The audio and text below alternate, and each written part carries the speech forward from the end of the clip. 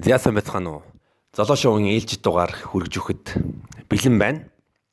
Би тэгээд чадвар чи гадаадд сурахад бэлэн үү?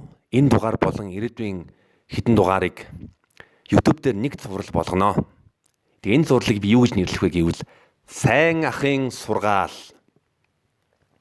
Тэгээ тийм болохоор сайн ахын сургаалыг түгээгээрээ шеэрлээд өгөөрэй. Хэрвээ чамд хэрэгтэй бол сонсоод аваарай.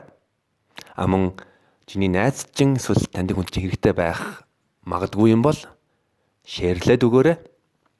За энэ дугаарын сэдв юу вэ? Энэ дугаарын сэдв бол яаж гадаадд сурах вэ? Энэ талаар ярина.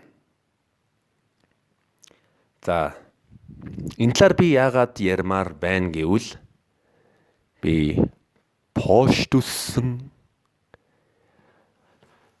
10 жилээ төгссөн. Пошийн их сургуульд apply хийж үзсэн. Германд их сургуульд сурсан. Хятадд 1 жил сурсан. Тийм болохоор энэ олон улсын туршлагынхаа дагуу та бүхэнд өөрийнхөө мэдлэгээ хуваалцах мэдлэг байгаа. За би ер нь гадаадд их сургууль сурах байгаа хүмүүсийг ер нь хоёр ангилна. Нэг нь бол мөнгөтэй хүмүүс. Чи мөнгөтэй эсвэл аав ээж чинь мөнгөтэй. Энэ бол ер нь бол голч түн байна уу, байхгүй байна уу, гадаад хэлний мэдлэг байна уу? Них хамаатай биш гэж хэлж болно. За чи мөнгөтэй бол их сургуулиудын зуучлагч компаниуд байгаа. Тэднэр рүү очиод тодорхой мэдээлэл хэл. За би Германд уул уурхайн инженерийн чиглэлээр сурмаар байна. Би бакалавр зэргээр сурмаар байна. Би герман хэл мэднэ. Гэт ингээд тодорхой мэдээлэл хэлчих юм бол чамд сургуулийн чинь олж өгөөд эсвэл одоо сурах боломжит сургуулиудын жагсаалт чинь гаргаж өгөөд ийм бичиг баримт шаардж байгаа гэдэг бүх мэдээлэл чинь чамд өгөөд төлбөр нь ийм байдаг. Бүх мэдээлэл чинь чамд бэлдээд өгөөд тэгээ чи тэр зуучлалын компанид энэ бүх ажлыг хийсэн гэж мөнгө төлнө. Хоёрдугаар боломж юу вэ гэвэл чи тэтгэлгээр сурмаар байгаа. За хэрвээ чи тэтгэлгээр сурмаар байвал чи тодорхой шаардлагуудыг давсан байх ёстой. Жишээ нь 10 жилээ төгссөн тодорхой голч дүнтэй хэлний мэдлэгтэй үүнээс илүү бас юу вэ гэвэл чи гэрийн даалгавраа хийсэн байх ёстой.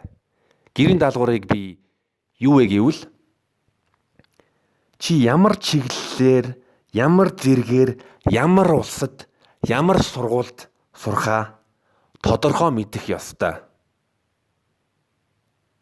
Чи ерөнхий би ийм чиглэлээр сурмаар байна гэсэн ойлголт бол ер нь байхгүй.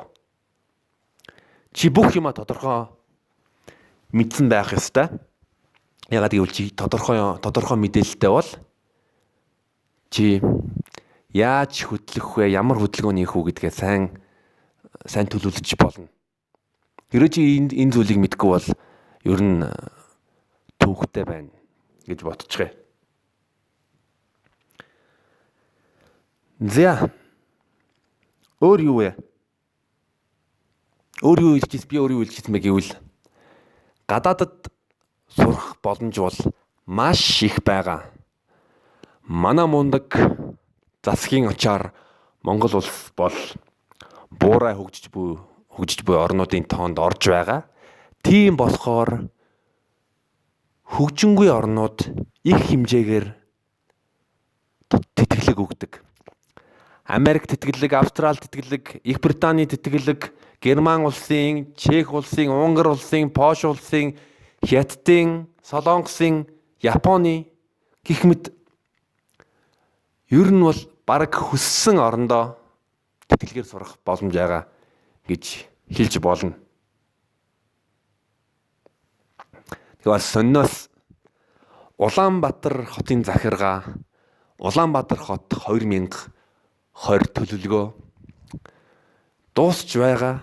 Тэгээд Улаанбаатар хотын захиргаа Улаанбаатар хот 2020 оны төлөвлөгөөг 29% гүйцэтгэлтэй байна гэж хэлжээ. Боддоо 29%. Тэгээ хотын захиргааны тайлбар нь юу гэвэл яагаад 29% гүйцэтгэлтэй байсан бэ гэвэл төлөвлөлт мó, нийгмийн эдийн засгийн байдал мó гэх мэт олон хүчин зүйлс нөлөөлөв. За би хэрвээ хичээл дээрээ 29% авч исэн бол аудаа зодуулдаг байсан. Гэтэ би ер нь бодсон. Хэрвээ би сэргэлэн байсан бол би аудаа ингэж хэлдэг байж тээ. Аава хүн яагаад шалгалтын дээр муу авсан бэ гэвэл төлөвлөлт мó, нийгмийн эдийн засгийн байдал мó гэх мэт олон хүчин зүйлс нөлөөлөв. За тэгэхээр хэрвээ чи муу сурдаг байсан бол чи тэтгэлгийг ер нь март яг хувийн сургуулиас ч юм уу дүн мөнгө янзлуулад тийм аргууд бас байдаг юм байлээ. Тийм болохоор өөрийнхөө төлөө бүх боломжит аргуудыг ашигла. За гэхдээ хэрвээ чи бол аав ээжийн сайн хүү байсан бол чамд тэтгэлгээр сурах боломжууд зөндөө байгаа шүү гэдгийг санаж яваарай. Ромын хамгийн баян хүмүүсийн нэг Сенека гэд философчин болон улс төрч байсан. Тэгээ тэр хүний нэг үг бол надад миний толгоонд бүр наалтсан байгаа. Тэр нь юу вэ гэвэл аз бол бэлтгэл боломж хоёрын огтлцоо. Тэгээ ер нь гадаадын тэтгэлгийн хөтөлбөрт оролцмоор байвал жил бүр тэтгэлгүүд зарлагддаг хуваар гэж байгаа. Тийм болохоор чи энэ бүх мэдээллийг чи гартаа атгсан байх ёстой. Дээрс мэ дийлэнх сургуулиудын эсвэл тэтгэлгийн хөтөлбөрүүдийн шаардлагууд нь айв адилхан байдаг. Тодорхой голч түнтэй байх ёстой. Тэгэнгүүтээ хэлний мэдлэгээ батлах ёстой. Тэр нь IELTS англиар сурах байгаа бол IELTS, TOEFL эсвэл Японд сурах юм бол Япон хэлний мэдлэг, Хятадд сурмаар байвал HSK гэх мэтчлэн. Дээрс нэмээд юу шаардах вэ гэвэл motivational letter. Чи өөрөө эсэй бичнэ. Чамд яагаад тэтгэлэг өгөх ёстой вэ? Дээрс нэмээд юу шаарддаг вэ? Давхар юу шаарддаг вэ гэвэл letter of recommendation. Чамайг альва нэр үнд бүхий хүн чамайг магтаад тийм захиа бичих гэж нэрлэж хийдэг letter of recommendation. Тийм болохоор чи бас их сургуулийн багш нартайгаа сайн дотн байх ёстой. Ягаад гэвэл хэрвээ багш чинь чамайг магтаад энэ хүүхд ирээдүйд энэ хүүхд өстой мундаг байсан гэвэл бас тэтгэлэг авах магадaltaй өсгөж байгаа шүү. За ер нь зөндөө юм шаардлагдан да. За тэгээ бодит зүйлээс бол би та нарт Германд их сургуульд яаж илснийхаа тухай ярив. Давхар Хятадд яаж сурсныхаа тухай бас ярив. За Германд би European University of Viadrina гэдэг их сургуульд сурсан. Би тэтгэлгээр сураагүй. Германы улсын их сургуулиуд бол үнгүй шахуу байдаг. Жилд 2 семестрт ордог. Тэгээд нэг семестрийн төлбөр нь €250. Тэгэхээр нийтдээ €500 жил болгон төлдөг байсан. Ерөнхийдөө Монголын их сургуулийн жилийн төлбөртэй төстэй дүү байдаг гэж хэлж болно. Төстэй дүү гэж хэлж болно. Тэгээ Германд их сургуульд ороход бол яасан бэ гэвэл би яг ямар сургуульд сурахаа мэдчихсэн. Би яг жилийн өмнө энэ сургуульд сурмаар байна гэдгээ бол тодорхойлсон байсан. Ямар чиглэлээр сурахаа бас мэдсэн байсан. Би Европын их сургууль Вядринад олон улсын бизнесийн удирдлагаар англи хэл дээр сурмаар байсан. Тэгээ би бас ямар бичиг баримт шаардлагыг нь мэдж байсан. Одоо TOEFL юм IELTS үхийг шаардж байсан. Ягаад гэвэл англи хэл дээр сурдаг юм чинь. Хоёр дахь зүйл вэ гэвэл яг миний давуу тал юм гэвэл би Польшд 10 жил төгссөн болохоор Польшийн дипломыг Германы их сургуулиуд үздэг. Тэгэхээр ерөнхийдөө бол яг их сургуулийнхаа одоо анкетыг бөглөөд Польш дипломо герман хэл рүү орчуулад нотариатаар батлуулад TOEFL шалгалтаа өгөөд германчин ерөнхийдөө 6 сарын эхээс 7 сарын 15 хүртэл одоо анкета явуулдаг 1 сарын дотор. Тэгэхээр тийм болохоор яг тэр хугацаанд анкета явуулаад бичиг баримтаа бүгдүүлээд цагт нь явуулаад илсээд тэгээд тэнцээд Германд их сургуульд сурсан. Тэгээ би бас Шанхай Шифэн Дашвэ гэдэг Шанхай багшийн их сургуульд 1 жилийн хэлний бэлтгэлийн тэтгэлэг авсан. 100% тэтгэлэг авсан. Тэгээ 100% тэтгэл нь юу вэ гэвэл Хятадд сурж байгаа оюутнууд бол энэ сэдвийг маш сайн мэдж байгаа.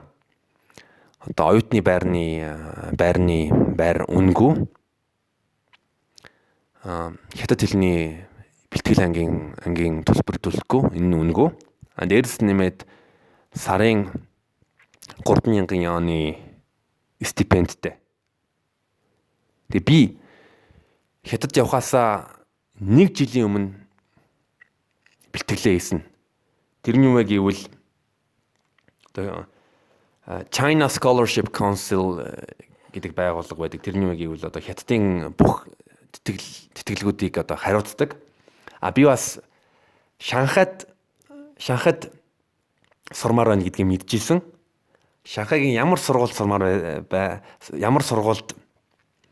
сурах вэ гэдгийг бас мэдчихсэн. Ягаад гэвэл би бас нэг Шанхайд сурмаар байгаа хүүхдүүд нэг юм хэлээ. Шанхай чинь маш том хот. Дээрэс нэмээд зарим сургуулиуд нь хотын загт эсвэл одоо хотоосоо тодорхой хэмжээний одоо зайтай байдаг.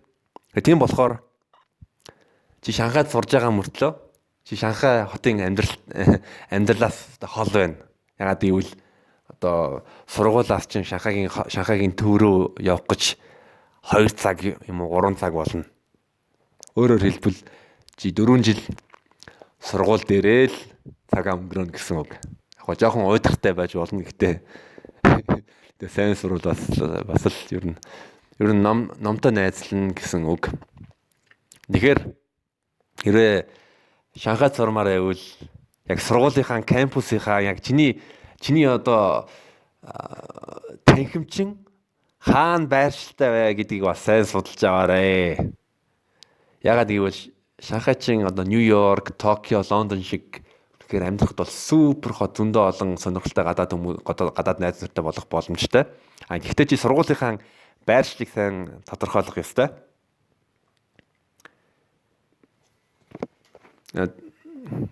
Дээрс нэмээд одоо Шанхайгийн Шифэн Дашвэд сурмаар байна. Давуу тал нь юу вэ гэвэл миний одоо сургууль маань хотын төвөөс маш ойрхон 30 минутын дотор Шанхайгийн төв рүү метрогоор явчихна. Тэр нь бол супер. Тэгээ ямар бичгээр шаардсан бэ? Би бол одоо зүгээр толгоноос л шууд хэлье. Одоо миний герман одоо дипломын хувилбараа явуулна. Голч дүнтэйгээ хамт. Дээрс нэмээд motivational letter өөрийгөө магтсан захиагаа явуулна. Дээрс нь recommendation letter. Тэгээ би бол их сургуулийн багш нартайгаа зузаан дотн байдаг байсан болохоор одоо гурван багш маань надад recommendation letters бичсэн. Нэг нь бол Варшавын их сургуулийн сэтгэл зүйн танхимын эрхлэгч нь, хоёр дахь нь бол миний герман их сургуулийн макро эдийн засгийн багш, бас макро эдийн засгийн танхимын эрхлэгч герман багш маань надад recommendation letter явуулсан. Гурав дахьыг нь манай миний ажилласан компанийн захирал надад recommendation letters бичиж өгчээсэн. Тэгээ эрүүл мэндийн үзлэгийн бичиг баримт энэ бичиг баримтыг тэгэл бас л яг элсэлтийн хугацаанд явуулаад тэгээ тэнцсэн. Тэгээ тийм болохоор би юу хэлмээр байна гэвэл эртхэн судалгаагаа хийгээд эртхэн гэрийн даалгавраа хийгээд эртхэн юмаа бэлдээд сайн төлөвлөх юм бол цаг алдахгүй тэтгэлэгт хамраад өссөн сургуультай сурж болно. Тэгээ бас нэг хэлэх зүйл гэвэл хэрвээ чи яг бүх тодорхой юмаа бүх одоо сурах сургуулаа чиглэлээ тодорхойлсон бол яг одоо жишээлбэл чам шиг адилхан тэтгэхээр сурах гэсэн хүсэлтэй байгаад сургуулаасаа тэтгэлэг авсан хүүхдүүд байгаа. Тэр хүүхдүүдтэй холбоо тогтоо. Тэг тэднэрээс асуух юм асуу. Гэтэ би бас нэгэн зүйлий. Юм асуух юм бол ерөнхий юм битгий асуу. Би энэ сургуульд сурмаар байна. Яаж сурах уу? Ийм юм битгий асуу. Сургуулийн вебсайт болгон дээр тодорхой бичсэн байгаа. Хэрвээ тэтгэлгээр сурмаар байвал ийм бичиг баримт ийм хугацаанд явуулах хэрэгтэй гэдэг бүх юм нь байгаа. Харин нарийн юмнууд асуу. Тодорхой нийт ухаад олох мэдээллийг хүмүүсээс битгий асуу. Битгий гайвал. Нэг жишээ нь гэвэл над руу Facebook-ээр пост сурдаг нэг охин Facebook дээр чат бичээд Польшийн иммиграшнд оршин суугчийн карт болоход ямар бичиг баримт бүрдүүлэх ёстой юм бэ? Би тэр охин шууд хариулсан. Өөрөө хай.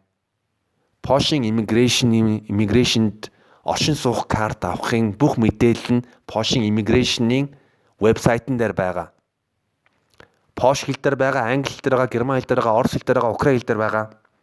Магадгүй хятад хэл дээр байгаа. Монгол хэл дээр бол байхгүй. Гэхдээ чи өөрөө хайгаад ол. Дийлэх мэдээллүүд Google дээр бичингүүд олоод ирнэ. Германд яаж сурах вэ гэд монголоор Facebook дээр ч юм уу эсвэл Google дээр бичингүүд зөндөө хүмүүс туршлагаа хуваалцсан мэдээллүүд байгаа. Хайгаад унш.